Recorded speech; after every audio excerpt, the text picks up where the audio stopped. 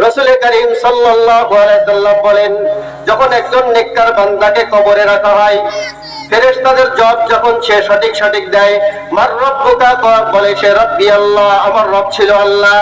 যেহেতু দুনিয়ার বুকে সে কোনো নেতার গোলাম ছিল না, সে জমিনের গোলাম ছিল না, টাকা পয়সার গোলাম ছিল না, সে তার স্ত্রীর গোলাম ছিল না, সে তার ছেলে মেয়ের গোলাম ছিল না, সব সময় আমার গোলামি করেছে। যখন আযান দিয়েছে সাথে সাথেই মসজিদে চলে গেছে, মাঝে মাঝে কোরআন তেলাওয়াত করেছে, মাঝে মাঝে জিকির আজকার করেছে, মাঝে মাঝে দান সদকা করেছে। এই নেককার বান্দাকে যখন কবরে রাখা হবে, তখন তার মাথার কাছে কোরআন এসে যাবে। একটা যুবকের আকৃতি নিয়ে কোরআন তার মাথার কাছে এসে যাবে। ওয়াসসালাতু আইয়ামিনিহি, নামাজ তার ডান দিকে এসে যাবে। নামাজ, সে যে তার জীবনে নামাজ পড়ছে, নামাজ ছাড়ে নাই, যতই কাজ থাকুক না কেন, মাঠে যখন কাজ করতেছিল মুয়াজ্জিন বলছে হাইয়া আলাস সালাহ, হাইয়া আলাস সালাহ, সাথে সাথে কাজ ছেড়ে দিয়া সে নামাজ পড়ার জন্য সে বাড়িতে চলে গেছে, মসজিদে চলে গেছে নামাজ পড়ার জন্য। এই জন্য ওই বান্দার আমলগুলো, ওই নামাজ তার ডান দিকে এসে বসে যাবে। মাকুন সুস্তি নামাজে বন্দেগানা, ফাওয়াইলুল লিল মুসাল্লিন আল্লাযিনা, মুমিনারা এই নামাজ ইমদাদা, ইস্তাঈনু আয়াতে কুরআবাকা, আয়াতে কদ আফলাহা রায়াতুন, গৌর কুন্দর মানি আজ দিল সাদিকুন। হ্যাঁ, একটুখানি নেকির তরে রোজ হাসরের মাঠেতে, বাবা ঘুরবে ছেলের পিছে, ছেলে বাবার আগে দে।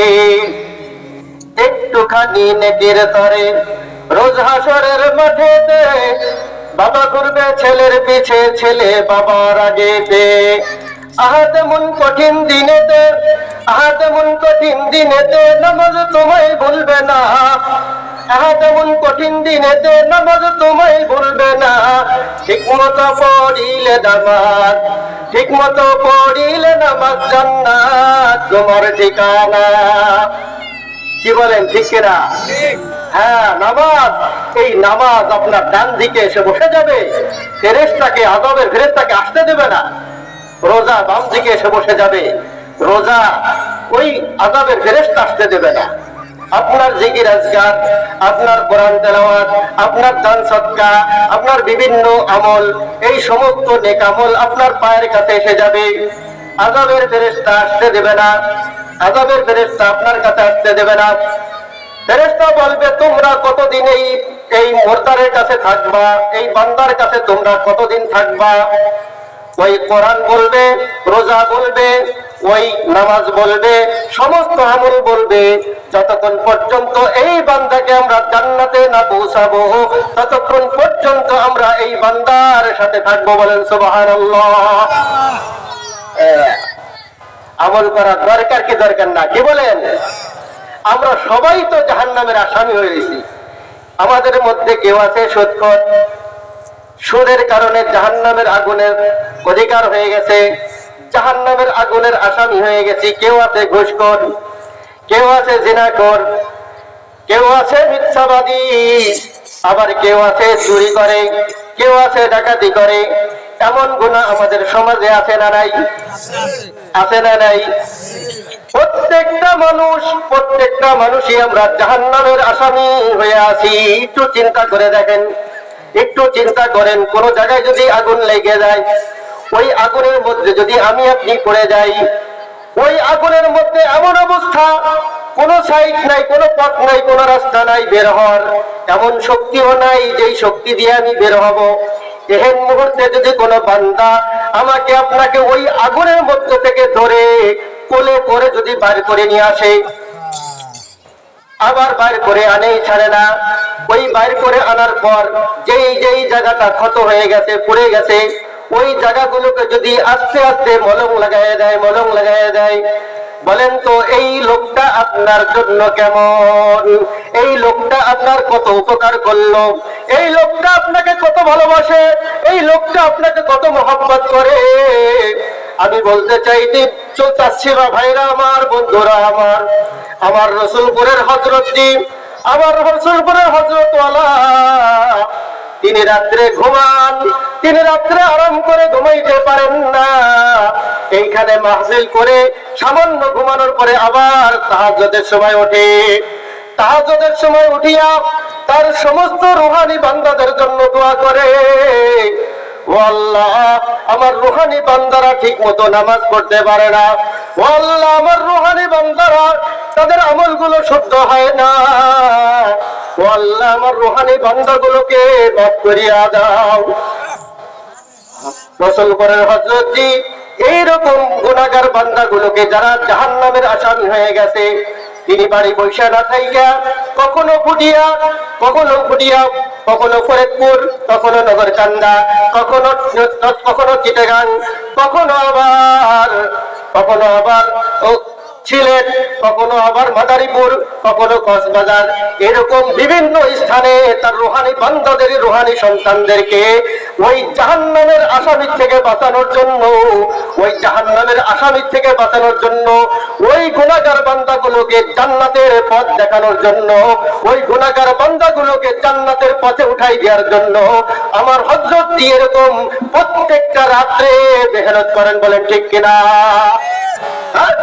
আমি আপনি তো ঘুমাই যাই, আমি আপনি তো নিশ্চিন্তায় দিন ভরে কাম করে রাত্রে ঘুমাই যাই, কিন্তু আমার হযরত, তার কোনো বিশ্রাম নাই। আজকে এখানে, কালকে আর এক জায়গায়, আবার আরেকদিন আর এক জায়গায়, কোনো বিশ্রাম নাই, সব সময়।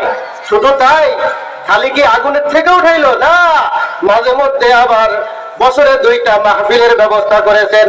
ওই যে তোমার মধ্যে যে সুদের ক্ষত আছে, তোমার মধ্যে যে ঘুষের ক্ষত আছে, তোমার মধ্যে যে জিনার ক্ষত আছে, তোমার মধ্যে যত মহামারী আছে, যত জায়গা ক্ষত হয়ে গেছে, ওই ক্ষতগুলোকে তিনি ওই রসুলপুরে ডাক দিয়া ওই ক্ষত জায়গা মলম লাগাইয়া ওই ক্ষতগুলোকে সরাইয়া দেয়। কি বলেন ঠিক কিনা? হ্যাঁ, আল্লাহকে চিনতে হবে। আমার মাওলা যে কত বড় দয়ালু, আমার মাওলাকে যদি মানুষ চিনত তাহলে ঘরে বসে থাকতো না, মাওলাকে তালাশ করার জন্য পাগলের মতো ঘুরতো, পাগলের মতো দৌড়াইতো। আমার দয়ার মাওলা রে,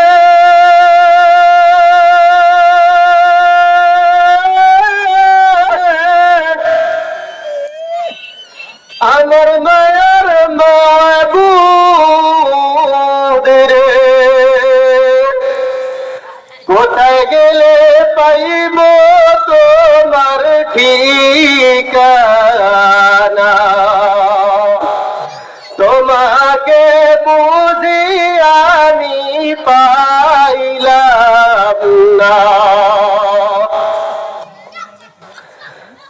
আমার দয়ার মাওলা রে,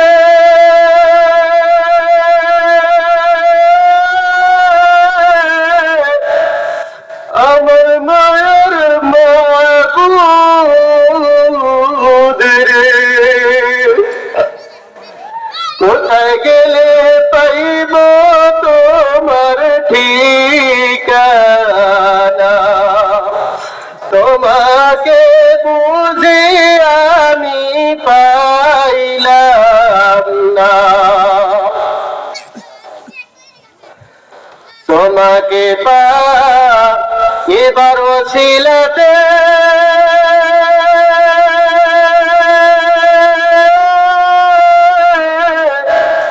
হাত দিলাম আমি পীরের হাতে, পর পাইব কি জানতে মনের বাসনা? পর পাইব কি জানতে মনের বাসনা?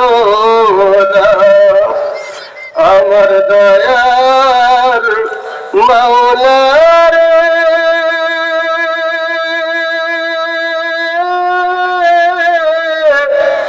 আমার মায়ার মাবুদ রে কোথায় গেলে পাইব তোমার ঠিকানা তোমাকে বুঝি আমি পাইলাম না।